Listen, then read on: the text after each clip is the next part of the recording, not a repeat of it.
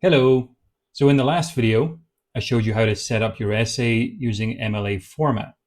In this video, I'm going to explain how to create in-text citations, how to set up a works cited page, and how to reference your sources. Exciting stuff, I know. First, why are citations important? For one very good reason. They show where your information comes from. An in-text citation goes inside your essay and usually gives the author's name and the page number of the source that you're using. The works cited page at the end of your essay gives the full details of every source that you've used, and together they make your writing credible, meaning source or evidence-based, and transparent. Next, there are two ways to format an in-text citation. The first is parenthetical, where the author's name and page number go in parentheses at the end of a sentence. The second is narrative, where the author's name is part of your sentence, so you only need to add the page numbers in parentheses. There are also four basic rules to keep in mind. Number one, the first time that you mention an author in your essay, use their full name. After that, just use their last name. Number two, if a source has three or more authors, give the first author's last name followed by et al. Number three, if a source has no page numbers, like most websites, just use the author's name, or the title if there's no author. And number four, if you're citing a movie or a song, use a timestamp instead of a page number. It also matters where you put the citation when you quote. For short quotes, place it after the closing quotation mark and before the period. For block quotes, which are set off and indented, put it after the final punctuation at the end of the block. Now, sometimes what you include in a citation depends on the source.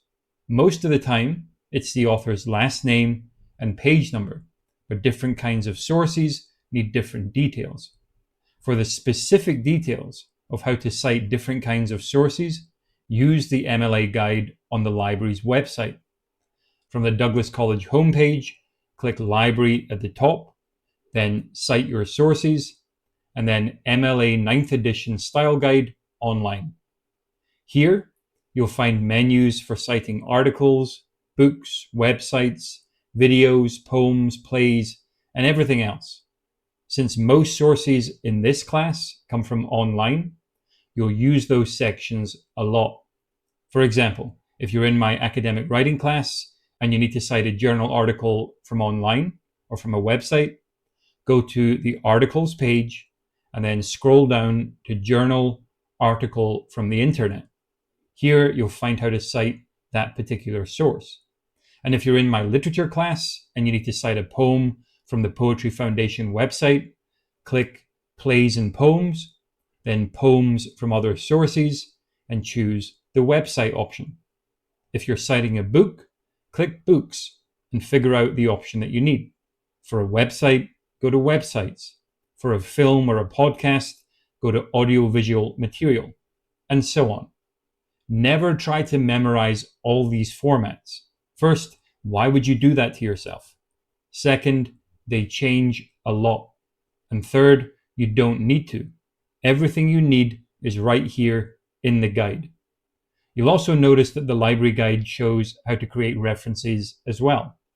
References are what go into your works cited page. That page should always be a separate page at the end of your essay.